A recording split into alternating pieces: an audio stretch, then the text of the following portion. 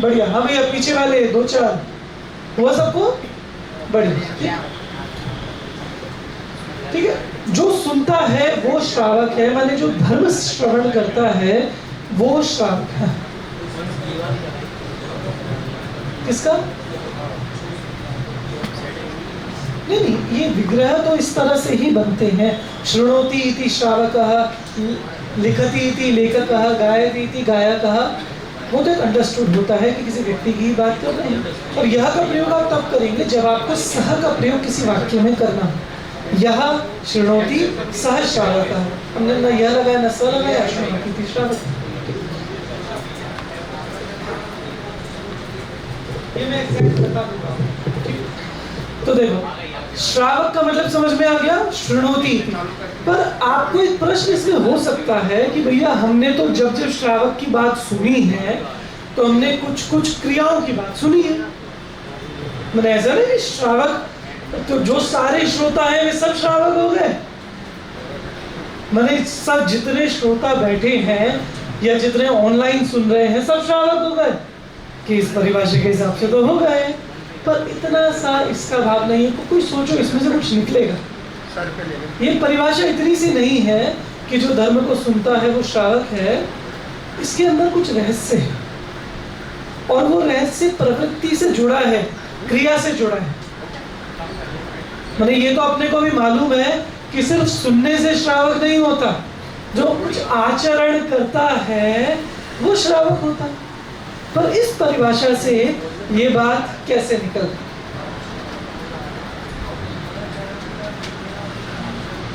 बहुत बढ़िया,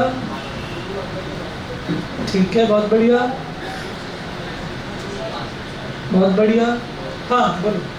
कोई धर्म सुनेगा तो उसमें शरणार्थियों की आएगा तो अनुसार आचरण करेगा। हाँ बहुत सुंदर।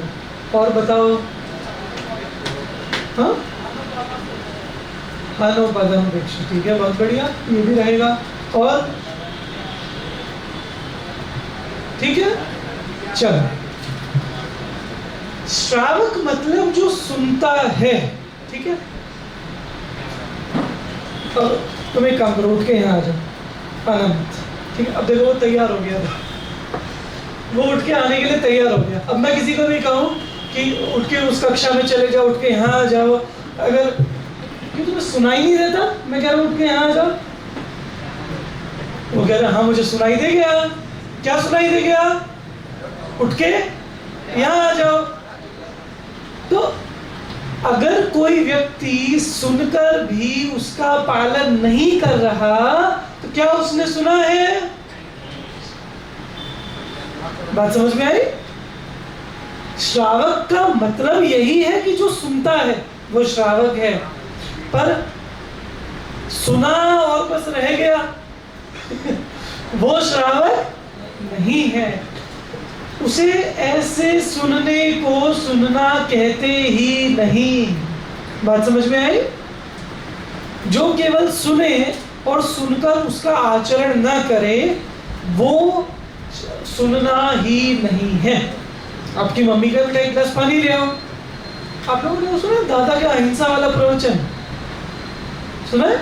उसमें दादा एक उदाहरण देते हैं कि वो एक व्यक्ति की माँ मर गई और उसे कोई आकर बताता है कि अरे तुम्हारी माँ मर गई, और वो बैठा रहे, तो क्या उसने सुना कि उसकी माँ मर गई? नहीं। तो सुनना किसका नाम?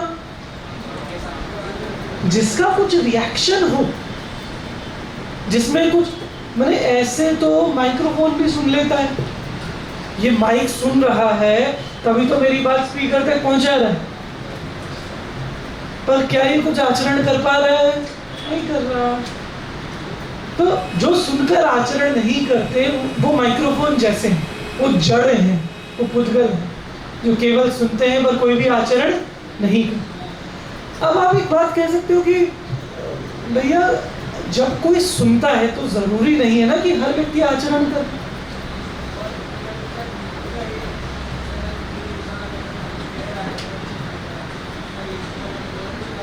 हाँ, मतलब सुनकर रिएक्शन तो होना ही चाहिए। आप किसी ना किसी बात पर रिएक्शन करते हुए नहीं, अरे बहुत बढ़िया बच्चा है, क्या गजब इंटेलिजेंट, क्योंकि हम खुश हो गए, रिएक्शन हो गया। हाँ क्या, पर वे आचरण नहीं करते। रिएक्ट मतलब सिर्फ उसका प्रतिक्रिया नहीं, रिएक्ट मतलब आचरण मनुष्यों के मुख्यतः से। तो श्रावक मतलब जो सुनता है, पर सुनता है मतलब जो सुनकर उसकी प्रवृत्ति करता है, उसका आचरण करता है, उसे कहते हैं श्रावक। इतनी बात सबको क्लियर हुई? मुझे कोई बताओ हाथ खड़ा करके किस किस को हुई? ठीक है, देखो जिसको कोई भी डाउट हो मुझसे बीच में पूछ लेना, अब हाथ खड़ा कर लेना, ठीक है, मैं क्वेश्चन ले लूंगा, आपका आंसर कर दूंगा। पर आपको एक क्वेश्चन हो सकता है ना इसमें कि अब जो सुनता है, हर व्यक्ति तो आचरण नहीं करता। केवल सम्यक दृष्टि भी, आप सम्यक दृष्टि को कहो कि भैया मुनिपना ग्रहण करने लायक है,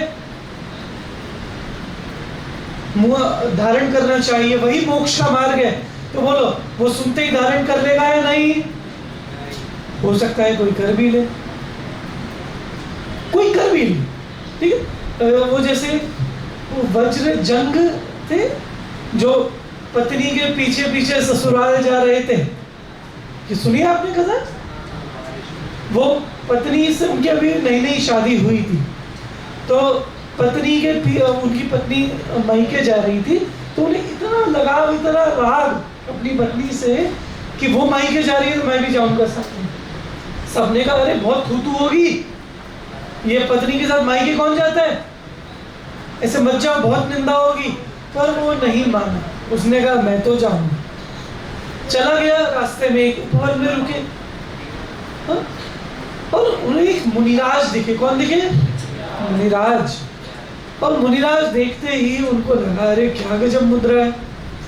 तो उनके जो साले समझते हो, जो उनके पत्नी के भाई, तो उनके साले देखकर कह रहे कि अरे जीजा जी आप तो ऐसे देख रहे हो मानो अभी मुनि दीक्षा ले लो। और वे बोले कि भैया आपने तो मेरे मुंह की बात छीन ली। और उन्होंने सच में ऐसा वातावरण बना, उन्होंने दीक्षा ले ली, उनके सालों ने दीक्षा ली उसी समय। तो कोई सम्यक दृष्टि ये वचन सुनकर ले भी सकता है, कोई आश्चर्य की बात नहीं। किसी को आपने जरा सी प्रेरणा करी और वो मुनि दीक्षा ले, कोई दिक्कत। पर क्या हर सम्यक दृष्टि मुनि दीक्षा ले सकता है? नहीं ले सकता। वज्रबाहु, ठीक है, मुझे लग ही रहा था कि हो सकता है वो करेक्शन हो, ये सब कर लेना। वज्र जंग नहीं है, वज्रबाहु, बराबर, धन्यवाद। तो हर सम्यक दृष्टि सुनकर आचरण करे ये जरूरी नहीं है। तो बोलो सम्यक दृष्टि मुनिमत क्यों नहीं लेते? हर सम्यक दृष्टि आप उसे कहो कि साहब आप ब्रह्मचर्य प्रतिज्ञा लो, आप हर जीव को कहो लो। हर जीव लेता है क्या ब्रह्मचर्य प्रतिज्ञा? क्यों नहीं लेता? मुनिमत क्यों नहीं लेता? जैसा कहा जा रहा है वैसा आचरण क्यों नहीं कर? आप 3 समय सामायिक करो, करना चाहिए या नहीं? 3 समय सामायिक करनी चाहिए तो करो। आप समझ रहे? अब मुझे इसका उत्तर दो कि सुनकर भी आचरण क्यों नहीं हो पाता?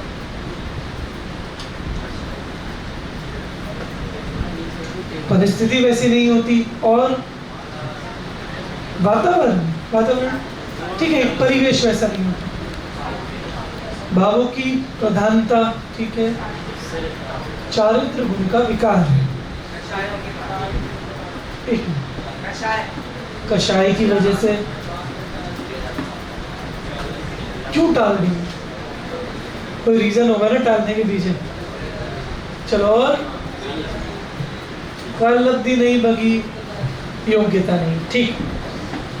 अब सुनो, सुनकर भी कोई जीव योग्य आचरण नहीं कर पाए, कदाचित ऐसा संभव है, क्योंकि बहुत सी बातें अपन भी सुनते हैं, पर क्या हम सब पालन कर पाते हैं? नहीं। तो इसका मतलब ये है क्या कि सुनकर जो नहीं पालेगा वो श्रावक है ही नहीं, ऐसा। तो देखो, सबसे पहले हमने अर्थ किया जो सुनता है वो श्रावक है, क्लियर। दूसरा, सिर्फ सुनता नहीं है, पर सुनकर जो आचरण करता है, पालन करता है, उसका अनुसरण करता है वो श्रावक। दूसरी बात, पर हो सकता है वो अनुसरण करने की कोशिश करे पर सारा अनुसरण न कर पाए। इसीलिए इसकी एक संतुलित परिभाषा क्या बनेगी? जो सुनकर आचरण का उद्यम करता है। क्या करता है? उद्यम करता है। जो सुनकर आचरण का उद्यम करता है उसे श्रावक कहते हैं। अभी समझना, क्या हर सम्यक दृष्टि जीव तप करता है? मैं वापस पूछता हूं आप लोगों से, क्या हर सम्यक दृष्टि जीव तप करता है? वापस मुझे सबका जवाब चाहिए। क्या हर सम्यक दृष्टि जीव तप करता है? नहीं करता। पर क्या सम्यक दृष्टि जीव तप का उद्यम करता है? हाँ। और ये बात कहाँ लिखी है? सम्यक दृष्टि जीव तप का उद्यम करता है। सब सम्यक दृष्टि माने मनुष्य अपेक्षा। अब नरक में और देवों में तो तप ही संभव नहीं है, मनुष्य अपेक्षा बात है। माने अष्टमूल गुण की भी जो बात है वो किसकी अपेक्षा है? मनुष्यों की अपेक्षा। देव मध्यमास मधु का त्याग करेंगे या नहीं करेंगे? करेंगे या नहीं? अरे वे सेवा ही नहीं करते, वो उनके यहाँ संभव ही नहीं है। नारकी करेंगे या नहीं? संभव ही नहीं। हाँ, त्रियंश ले सकते हैं पर मुख्यता है मनुष्यों की। ठीक है, सारा जितना ही चर्चा आएगी ये मनुष्यों की मुख्यता से आएगी। ठीक, अब मैं वापस पूछता हूँ कि मैं इससे के पहले क्या पूछ रहा था? हाँ, सम्यक दृष्टि जीव तप करता है या नहीं? जरूरी नहीं, कर भी सकता है। पर क्या सभी सम्यक दृष्टि जीव तप का उद्यम करते हैं? और ये कहाँ लिखा है? पढ़ना। मोक्ष मार्ग प्रकाशक 7वां अधिकार निश्चयाभासी का स्वरूप, उसमें जो कहा कि तप करने को वृथा क्लेश मानता है, इस पॉइंट का जो उन्होंने विस्तार किया निश्चयाभासी के स्वरूप के अंतर्गत, कल देखकर आना आप उस विषय को जितना समय मिले। तो वहां उन्होंने ये लिखा, मिथ्या दृष्टि तप को क्लेश मानता है। कैसा मानता है? क्लेश, दुख रूप मानता है। और सम्यक दृष्टि तप को कैसा मानता है? सम्यक दृष्टि तप को कैसा मानेगा? आनंद रूप मानेगा। ठीक, और विषयों को कैसा मानेगा? दुख रूप मानेगा। तो टोडरमल जी ने वहां एक पंक्ति लिखी कि उन्होंने उससे पहले लिखा, तू श्रद्धान में तप को, ये पंक्ति एक बार लिख लो जो टोडरमल जी ने लिखी है, लिख लो एक बार। तू श्रद्धान में तप को हे जानता है, तू श्रद्धान में तप को हे जानता है, तथा तेरे तप का उद्यम नहीं है, तथा तेरे तप का उद्यम नहीं है, तुझे सम्यक दृष्टि कैसे हो? तुझे सम्यक दृष्टि कैसे हो?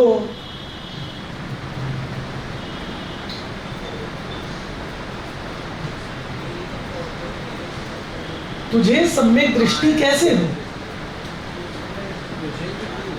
तुझे सम्यक दृष्टि माने श्रद्धा कि तेरी दृष्टि सम्यक है, ऐसा हम कैसे माने? अब आप बात समझो। टोडरमल जी ने क्या लिखा कि जिसको सिर्फ ये श्रद्धान हो कि तप करना सही है, तप जिसने सुना और जिसको ये लगा नहीं तप करना सही है या गलत है? सही है, करना चाहिए या नहीं? करना चाहिए। तो अब वो जीव सिर्फ सुनकर रह गया, सिर्फ वो सम्यक दृष्टि नहीं है, पर जिसको तप का, तप माने सिर्फ तप नहीं, तप है, व्रत है, आचरण है, कोई भी, पर उसका उद्यम जिसे वर्तता है वो सम्यक दृष्टि है। बात समझ रहे हैं? उद्यम होना चाहिए। अच्छा, उद्यम होगा तो वो कर पाएगा या नहीं? बोलो, उद्यम करेगा तो वो व्रत तप कर पाएगा या नहीं कर पाएगा? वापस, हाँ भैया पीछे से, एक मिनट, हाँ खड़े हो ना एक बार। तो पीछे कौन? शुभम, शुभम नाम है? हाँ खड़े हो, खड़े हो। शुभम हिंदी तो समझते हो ना? बढ़िया। मैंने क्या प्रश्न पूछा ये बताओ, सब शांत रहना। उत्तर नहीं पूछ रहा हूं, क्या पूछ रहा हूं? प्रश्न। स्पीकर तुम्हारे जस्ट पीछे ही है, पीछे बोलते थे। आवाज आ रही है उसमें से? आ रही है, चलो। हाँ भैया बाजू में। नहीं, तुम नहीं, पीछे। हाँ हाँ, पीछे तुम पूछ रहा था, उसको रह गया था मेरा लिखा हुआ। अच्छा, उसको पूछ रहे थे। हाँ, आपने बोला था ना वो रह गया था मेरा। हाँ, कोई बात नहीं। ऐसा रह जाए ना तो हाथ खड़ा करके मुझसे ही पूछिए, तो मैं एक बार पूरी क्लास के लिए रिपीट। देखो, मैं इनको सिर्फ नहीं कह रहा, पूरी क्लास के लिए कह रहा हूँ। कभी कुछ ऐसा रह जाए, कुछ डाउट हो, तो आप बाजू वाले से मत पूछो, आप मुझसे पूछो, ठीक है? अभी रह जाए क्लास के बाद पूछ लो, क्योंकि क्या होगा, बैठ जाओ बेटा, आप दोनों बैठ जाओ। क्या होगा कि आपने बाजू वाले से पूछा, उसे तो जितना आता है वो जो बताएगा, और जो मैं आगे बता रहा हूँ वो छूट जाएगा। अच्छा, फिर बताना बेटा, मैं आगे वाला जो बताऊंगा फिर वो किससे पूछोगे? वो रह गया, वो आगे वाले से पूछना। फिर इतने में और कुछ बता दूंगा, वो और आगे वाले से पूछना। ये तो अनवस्था दोष आ जाएगा, श्रृंखला बन जाएगी ना। इसलिए जो रह गया या तो मुझसे पूछ लो या छोड़ दो, बाद में पूछ लेना क्लास खत्म होने के बाद, ठीक है? वरना बीच में आपको भी डिस्टर्ब होगा, सबको भी डिस्टर्ब होगा, सबके लिए बता दी। उद्यम मतलब क्या? बहुत बढ़िया प्रश्न है। उद्यम माने क्या? कि जिसने सुना, और आपने सुना कारण भावनाओं में एक नाम सुना होगा, शक्ति तस त्याग, शक्ति तस तप, माने अपनी सामर्थ्य अनुसार वो आचरण करने का प्रयास करता है। शक्ति अनुसार त्याग, शक्ति अनुसार तप, ये 16 कारण भावना में 2 भावनाएं आती हैं। इनका मतलब क्या है कि जब हमने कोई आचरण बताया, जैसे मैंने कहा पानी छानकर पीना चाहिए, बराबर? तो कल से सब पानी छानकर पियोगे? सब नहीं कर पाओगे। पर सुना ये किससे कहा जाएगा कि एटलीस्ट जो सोचेगा उसके बारे में, कि अरे मैं कर सकता हूँ या नहीं कर सकता, मैं ऐसे करता हूँ, मैं ऐसे करता हूँ, मुझे ये करना चाहिए, जो उसके बारे में विचार रहा है, कोशिश कर रहा है, उद्यम कर रहा है, वो है श्रावक। समझ में आई? और कुछ नहीं, उसे समझ में आ गया कि मैं नहीं कर सकता, तो एटलीस्ट उसमें खेद करेगा कि मैं नहीं कर सकता। आप समझो, मैं नेक्स्ट पॉइंट पर आ रहा हूं। पहला पॉइंट था जो सुनता है वो श्रावक है, धर्म सुनता है। इसके बाद बताया सुनकर जो आचरण करता है वो श्रावक है। आचरण करता है, हो सकता है पूरा आचरण नहीं कर पाए, पर आचरण करने का प्रयास जरूर करेगा, अपने गुरु की आज्ञा का जरूर प्रयास करेगा, उद्यम करेगा। और उद्यम करके उसको ये समझ में आया कि मैं ये पालन नहीं कर सकता। जैसे मैं कहूँ, खैर मोबाइल का तो अब क्या कहना, अब तो है ही नहीं मोबाइल, ठीक? पर ये कहा, आप में से आप घर जाओगे ना तो कोई भी टीवी नहीं देखेगा, नहीं देखोगे तुम? ये कह रहे मैं देखूंगा, ठीक है? ये भी श्रावक नहीं है। अब समझो, मैंने कहा घर जाके कोई भी टीवी नहीं देखना, क्यों? टीवी से पाप होता है और ऐसा ऐसा दोष लगता है, ये सब मैंने बता दिया। आप लोग को भी ख्याल में है, ठीक? तो बताओ, घर जाके टीवी देखोगे या नहीं?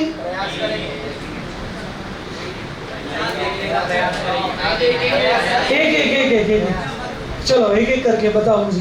हाँ, कोशिश करेंगे ना देखें। उद्यम, क्या उद्यम करोगे? चलो और बोलो भैया। जैसे मैंने कहा घर जाके टीवी नहीं देखना, तो क्या करोगे आप? एक हाथ खड़ा करो ना। अब हाँ बोलो।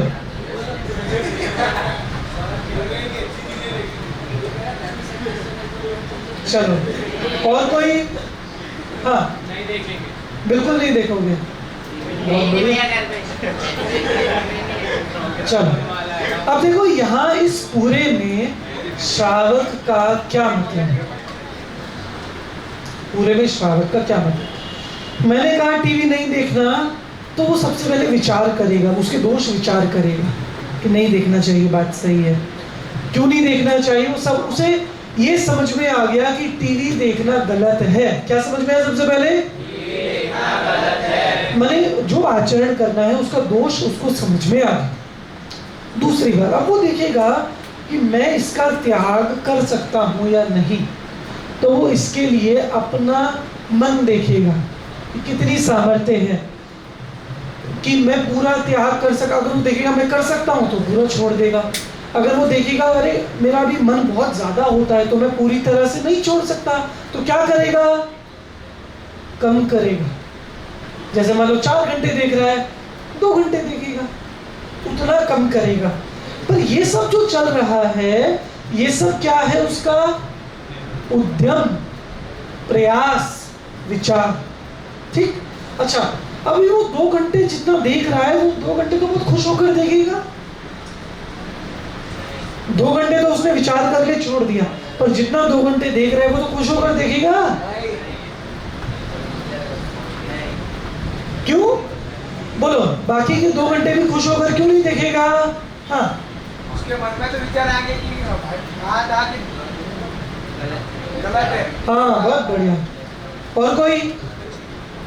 बाकी के 2 घंटे जब देख रहा है तब भी बिल्कुल खुश होकर क्यों नहीं देखेगा? हाँ हाँ, आपको समझ में आया?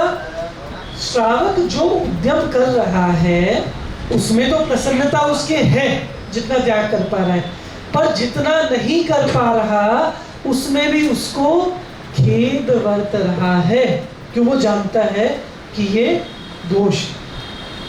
समझ में आया? इसीलिए श्रावक किसका नाम? जो गुरु के कहे अर्थ को, कही बात को सुनता है, उसके आचरण का उद्यम करता है, सामर्थ्य अनुसार आचरण करता है, और जो नहीं कर पाए उसमें खेद करता है, वो श्रावक है।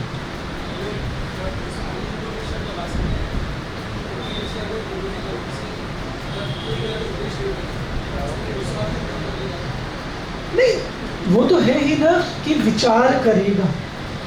सेकंड बात कही, उसका दोष विचार करेगा, गुण दोषों का विचार करेगा, उसके बाद अपनी सामर्थ्य देखेगा। तो विचार करने में अगर गलत होगा तो वो क्यों करेंगे? ठीक, चलो, तो ये एक बार सर्वांगीण परिभाषा आप लोग लिख लो। मैं वापस एक बार बोलता हूँ जिसमें सारी बातें आ जाएंगी।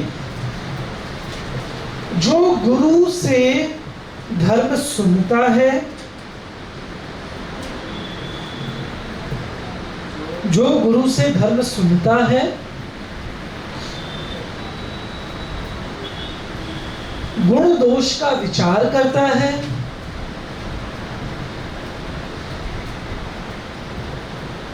जो गुरु से धर्म सुनता है, गुण दोष का विचार करता है,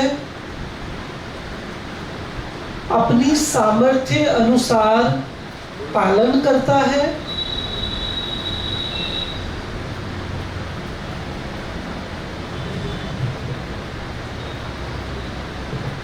और जो पालन नहीं कर पाए, जो पालन नहीं कर पाए उसमें खेद करता है, जो पालन नहीं कर पाए उसमें खेद करता है, उसे श्रावक कहते हैं। ये परिभाषा आपको कोई एक जगह लिखी हुई नहीं मिलेगी, ठीक? पर जिनागम के अलग अलग स्थानों से जब आप श्रावक का स्वरूप निकालोगे तो एक सर्वांगीण स्वरूप अपने ये ख्याल में आएगा। ठीक है, मैं एक बार वापस बोलूं? ठीक है, बोलता हूं एक बार वापस, जिसका रह गया हो वो लिख लो। जो गुरु से धर्म सुनता है, गुण दोष का विचार करता है, अपनी सामर्थ्य अनुसार पालन करता है, और जो पालन नहीं कर पाए उसमें खेद करता है, उसे श्रावक कहते हैं। ये आप सब बोलेंगे एक साथ शॉर्ट में, ठीक है? बोलो। पहला पॉइंट, ठीक है। दूसरा, तीसरा, और चौथा, उसे श्रावक कहते हैं। हाँ, नहीं, गुरु के उपदेश का मतलब पंच परमेष्टि का उपदेश आ गया। अब उसमें तीर्थंकर भगवान का भी उपदेश है, फिर उनके अनुसार गणधर्व का भी उपदेश है, आचार्य उपाध्याय साधु का उपदेश है, या फिर शास्त्र पढ़ रहा है वो भी उपदेश है। वो सिर्फ सुनना नहीं, सुनना पढ़ना कहीं से भी उसको जिनागम की कोई भी बात सुनने में आ रही। बोल। श्रावक का वर्णन करने वाला, अब देखो मैं इस पर भी आता हूँ। तो श्रावक क्या है ये क्लियर हो गया सबको, ठीक है? इसके आधार पर अपनी पूरी 6 दिन की चर्चा चलेगी। मैंने आगे की जो अपने 5 दिन की बचा है, ये परिभाषा आपको ध्यान में रहेगी ना, तो आगे जितनी जितनी बातें मैं बताऊंगा अपन इससे कनेक्ट कर पाएंगे। अब हाँ,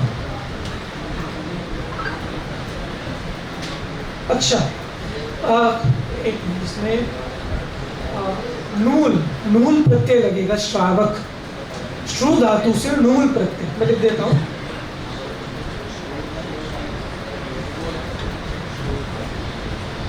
आप लोगों ने पढ़ा होगा कर्ता और कारक वाली सिद्धि, पहली सिद्धि आती है उसमें नूल त्रिचौ, युगोल नाको टीके लगाने। चलो अब देखो, जब ये श्रावक की बात अपने को समझ में आ गई, पहला उपदेश किसी को भी दिया जाता है वो मुनि अवस्था का दिया जाता है, मुख्य रूप से कि आप मुनि अवस्था धारण कर। आप क्या करेंगे?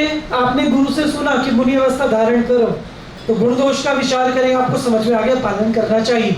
सामर्थ्य सोची, मैं अभी मुनि दशा का पालन कर सकता हूँ नहीं, आपको समझ में आ गया कि मैं नहीं कर सकता, तो फिर आप अपनी सामर्थ्य अनुसार श्रावक धर्म का पालन करेंगे, ठीक?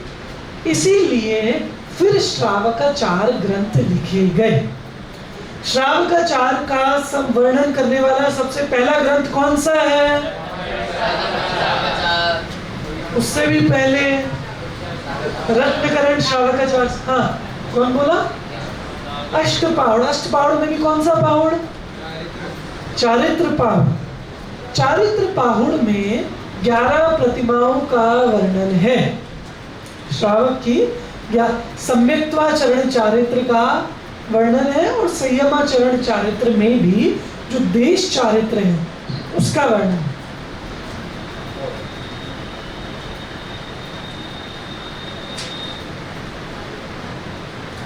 चारित्र पाहुड़ सबसे पहला ग्रंथ है जिसमें श्रावकाचार का व्याख्यान आया है, ठीक? इसमें 11 प्रतिमाओं का आपको वर्णन मिलेगा। एक एक गाथा में आचार्य कुंद देव ने, इसके रचयिता कौन है? आचार्य कुंद देव, ठीक है? और इसमें आपको सम्यक्त्वाचरण और संयमाचरण में देश चारित्र इतना वर्णन मिलेगा। इसके बाद कौन सा ग्रंथ लिखा गया जो डेडिकेटेडली श्रावक आचार का वर्णन कर रहा है? रत्नकरण श्रावकाचार, वो लिखा गया, ठीक है? उसके अलावा और कौन कौन से ग्रंथ हैं उसके बाद जो लिखे गए जिसमें श्रावकाचार का वर्णन है? एक एक हाथ खड़ा करें और ग्रंथ का नाम बताते चलें। ये किसका ग्रंथ? अरे अभी मूल ग्रंथों की बात कर रहा हूँ। सामान्य श्रावकाचार तो उनका संकलन है। पुरुषार्थ सिद्धि भाई किन्होंने लिखा है? देखो एक नाम आ रहा है, वो आप लिखते जाना सब, और उनके रचयिता भी। पुरुषार्थ सिद्धि उपाय आचार्य अमृत चंद्र, ठीक है? और वसुनंदी श्रावकाचार आचार्य वसुनंदी। कार्तिक अनुप्रेक्षा, कार्तिक अनुप्रेक्षा डेडिकेटेडली श्रावकाचार नहीं है, पर उसके अंदर धर्मानुप्रेक्षा में श्रावकाचार का वर्णन है। बराबर। बेटा भगवती आराधना श्रावकों का नहीं है, वो मुनियों के आचरण का वर्णन है। मूलाचार भी मुनियों के आचरण का वर्णन है। ज्ञानानंद श्रावकाचार ठीक है, ये बाद के हो गए। मूल ग्रंथों में अभी और कोई?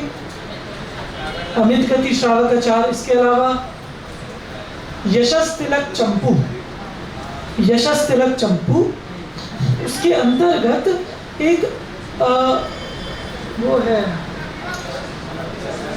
ये यशस तिलक चंपू एक पूरा काव्य है, उसके अंतर्गत एक उपासकाध्ययन, ठीक है, एक नाम से ग्रंथ है, मतलब उसके अंतर्गत भी उसमें श्रावकाचार का वर्णन है। इसके अलावा यशस तिलक चंपू, उसके अंदर उपासकाध्ययन, ऐसा उपासकाध्ययन है। त्रिवर्णाचार्य ये सब अभी छोड़ो।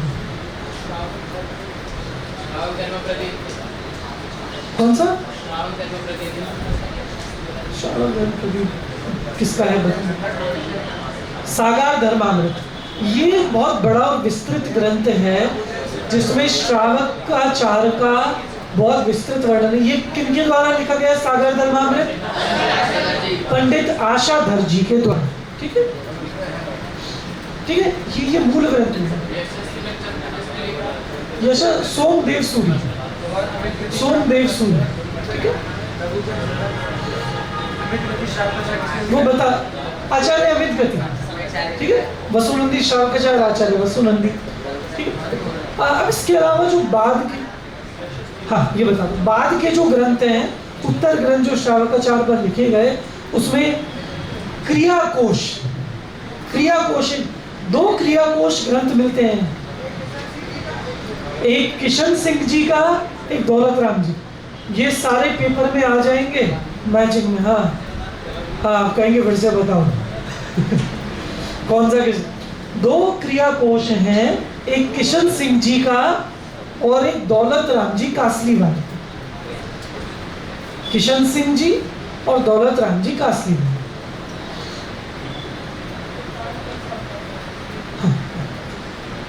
इनके अलावा एक बनारसी दास जी का जो नाटक समयसार है ना, नाटक समयसार में भी लास्ट में एक प्रतिमा अधिकार है। कौन सा? प्रतिमा अधिकार। तो उसमें भी बनारसी दास जी ने, आप लोगों ने तत्व ज्ञान पाठमाला में 11 प्रतिमा वाला पाठ पढ़ा है? आएगा। वो पूरा पाठ बनारसी दास जी के आधार से लिखा गया, नाटक समयसार के आधार से। तो उसमें भी 11 प्रतिमाओं का वर्णन है, ठीक है।